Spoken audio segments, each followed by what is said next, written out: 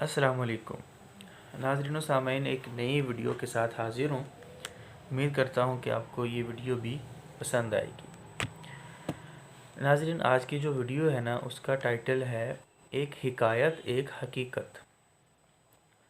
हमें अल्लाह पर एतमाद और भरोसा ज़रूर करना चाहिए, लेकिन उसके साथ हम पर जो फ़राइज़ आयद किए गए हैं पहले वो पूरे करने चाहिए।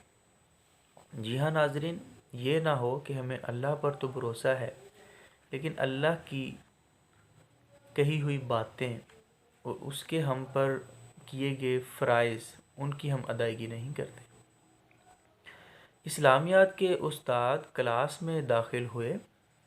उन्होंने अपने हाथ में दबी हुई किताब मेज़ पर रखी और चश्मे को दुरुस्त करके नाक पर जमाया और हल्के से खंखार कर 10वीं क्लास के तालिबे इल्मों से मुखातिब हुए। उन्होंने कहा, मैं तुम्हें आज एक ऐसी हिकायत सुना रहा हूँ जो तुम्हारी आइंदा सारी ज़िंदगी में काम आती रहेगी। जी हाँ नाज़रीन, उन टीचर का कहना था कि मैं आपको जो अभी बात बताऊंगा वो आपकी सारी ज़िंदगी में आपको काम आएगी। तो आप भी इस बात को ज़रूर सुने, इस वीडियो के एंड तक देखें और इसमें जो पॉइंट नोट करने वाले हैं उनको ज़रूर नोट कीजिएगा। सब तालिबे इल्मों में तजस्सुस पैदा हो गया कि आखिर वो कौन सी हिकायत है जिसे मास्टर साहब सुनाए जा रहे हैं। सब तालिबे इल्मों ने तवज्जो से उनकी बात सुनने लगे। उस्ताद साहिब ने कहना शुरू किया कि एक बार एक बद्दू हुजूर सल्लल्लाहु अलैहि वसल्लम के पास आया और सलाम करने के बाद बोला, मैं बहुत दूर से आया हूँ, भूखा प्यासा हूँ, मेरा ऊँट भी भूखा है। आप सल्लल्लाहु अलैहि वसल्लम ने पूछा, वो कहाँ है? बाहर खड़ा है, उसने जवाब दिया। मैं अल्लाह पर तवक्कुल करके उसे बाहर छोड़कर आया हूँ। उसने कहा, मैं अल्लाह पर तवक्कुल करके उसको बाहर छोड़कर आपके पास आ गया हूँ। हुजूर सल्लल्लाहु अलैहि वसल्लम ने फरमाया, तुमने ऊँट की टांगें बांधी कहीं दूर ना निकल जाए? बद्दू ने जवाब दिया, जी नहीं।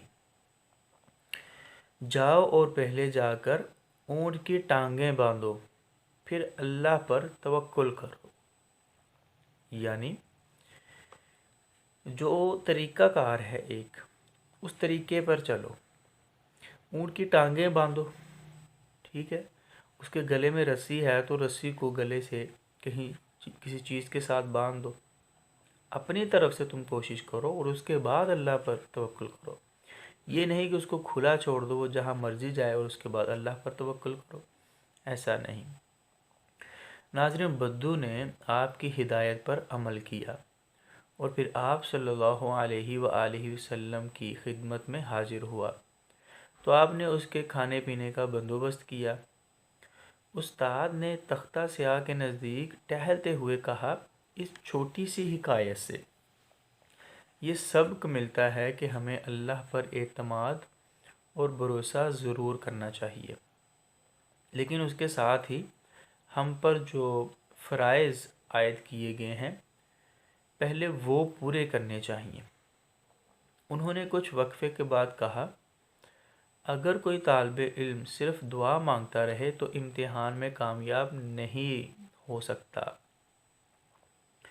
जब तक वो कोर्स की सारी किताबें पढ़कर तैयारी ना करे। सब तालिबे इल्मों को ये हिकायत पसंद आई। वहीद ने गालबन ये वाक़या गौर से नहीं सुना और उस ख्याल में मदहोश रहा कि उसे रात को एक शादी में जाना है और सुबह क्रिकेट मैच भी है। उसने शाम को अम्मी से पूछा कि शादी में कब चलेंगे? मेरी तो तबीयत ख़राब है, उन्होंने کمزور لہجے میں کہا تم اور سلمہ چلے جاؤ، تمہارے ابو کو راتوں جاگنا اور وہ دیر سے کھانا کھانا بالکل پسند نہیں۔ اپنے چچا شاکر کے گھر جانا اور سب مل کر وہیں سے شادی میں شریک ہونا، واپسی پر دیر ہو جائے تو چچا کے گھر ٹھہر جانا، کل اتوار ہے اس لیے اسکول بھی نہیں جانا، تو مزے سے نیند پوری کر کے آنا۔ وہ 9 بجے موٹر سائیکل پر سوار ہو کر چچا کے گھر پہنچ گیا۔ سب تیار تھے۔ وہ چچا شاکر کی گاڑی میں بیٹھ کر چل پڑے۔ بارات 12:30 بجے آئی، نکاح 1 بجے ہوا اور پھر کھانا 1:30 بجے ختم ہوا۔ جب سب گھر پہنچے تو رات کے 2:30 بج رہے تھے۔ سب کی آنکھوں میں نیند تھی۔ نیند تو وحید کی آنکھوں میں بھی تھی، لیکن اس کے دماغ پر کرکٹ کا میچ بھی سوار تھا۔ ناظرین، میچ اگلے دن 9 بجے صبح ہونے والا تھا، چنانچہ جب اس کے چچا شاکر نے اس سے ٹھہرنے کو کہا تو اس نے جواب دیا، گھر زیادہ دور نہیں ہے، سیدھا راستہ ہے، آسانی سے گھر پہنچ جاؤں گا، مگر رات زیادہ ہو چکی ہے اس لیے جانا مناسب نہیں ہے۔ انہوں نے سمجھانے والے انداز سے کہا، خدا نخواستہ کوئی واردات ہو سکتی ہے۔ وحید کے سر پر تو میچ سوار تھا۔ اللہ مالک ہے، اس نے کہا، پھر موٹر سائیکل کی چابی اٹھائی اور ہیلمٹ اٹھا کر باہر آ گیا۔ ابھی اس نے تقریباً نصف میل کا فاصلہ طے کیا ہوگا کہ ایک تنگ گلی سے ایک لڑکا جو موٹر سائیکل پر سوار تھا اس کے پیچھے آنے لگا۔ اس کے جسم پر چمڑے کی پتلون اور جیکٹ تھی، عمر تقریباً 22 برس ہوگی۔ وہ صورت شکل ہی سے جرائم پیشہ لگتا تھا۔ اس نے منہ سے تو کچھ نہیں کہا لیکن آگے نکلنے کی کوشش کی۔ وہ لڑکا کافی دور تک اس کے پیچھے لگا رہا۔ وحید جس سڑک پر جا رہا تھا یہ ٹریفک کے سامنے آنے والی سڑک تھی۔ رات کے 3 بجے تھے۔ اس وقت سڑک پر ٹریفک نہیں تھا۔ بائیں جانب پل تھا جس پر کبھی کبھار دودھ سپلائی کرنے والوں کا ٹرک گزر جاتا تھا، جو اس وقت سے سپلائی کرنا شروع کر دیتے ہیں۔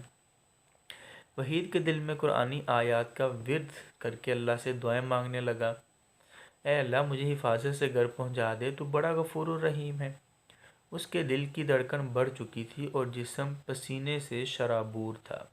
وحید نے کئی بار اپنے ہاتھ ہینڈل پھسلتے محسوس کیا۔ اچانک سامنے سے ایک ٹرک آتا دکھائی دیا جس کی ہیڈ لائٹ سے آنکھیں چکا چوندھ ہوئی جا رہی تھی۔ اب وہ اس جگہ پر پہنچ چکا تھا جہاں سے پل شروع ہوتا تھا۔ وحید نے اپنے حواس سنبھالتے ہوئے موٹر سائیکل کو بائیں جانب گھمایا اور پل پر موٹر سائیکل دوڑانے لگا تاکہ جلد از جلد واپس چچا کے گھر پہنچ جائے۔ وہ لڑکا جو ان کے پیچھے لگا ہوا تھا فوراً ہی ان کے پیچھے نہیں آ سکا، اس لیے کہ درمیان میں دودھ والے کا ٹرک آ چکا تھا۔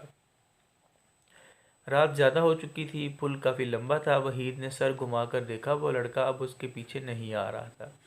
غالباً یہ سوچ کر کہ وہ اب اسے نہیں پا سکتا، لڑکے نے پیچھا کرنا چھوڑ دیا تھا۔ چچا کے گھر پہنچنے تک وحید نے موٹر سائیکل نہیں روکی اور سیدھا دوڑتا ہوا چلا گیا۔ اس کا جسم پسینے پسینے ہو رہا تھا اور ہاتھ ہینڈل پر پھسل رہے تھے، البتہ اب وہ اللہ کا شکر ادا کر رہا تھا۔ تھوڑی دیر بعد چچا کے فلیٹ کی گھنٹی بجی۔ جب شاکر نے دروازہ کھولا تو اسے دیکھ کر حیران رہ گئے۔ پوری بات سننے کے بعد انہوں نے کہا، تم سے پہلے ہی کہہ رہا تھا کہ رات یہیں رک جاؤ، لیکن تم نے کسی کی نہیں سنی، تم نے حماقت کی نا۔ وحید نے مجرم کی طرح سر جھکا لیا۔ تیسرے دن جب وہ اسکول گیا تو اس نے اپنے دوستوں کو یہ واقعہ سنایا۔ سب دم بخود ہو گئے۔ جب یہ بات اسلامیات کے استاد تک پہنچی تو وحید کے پاس آئے اور بولے، میں نے جو حکایت جمعہ کے دن سنائی تھی وہ غالباً تم نے غور سے نہیں سنی تھی۔ تم نے اونٹ کی ٹانگیں نہیں باندھی اور اللہ پر توکل پہلے کر لیا۔ وحید نے کوئی جواب نہیں دیا۔ اس کے پاس جواب دینے کے لیے تھا ہی کیا، اس نے شرمندگی سے سر جھکا لیا۔ جی ہاں ناظرین، یہ ایک حقیقت بھی ہے اور ایک حکایت بھی ہے۔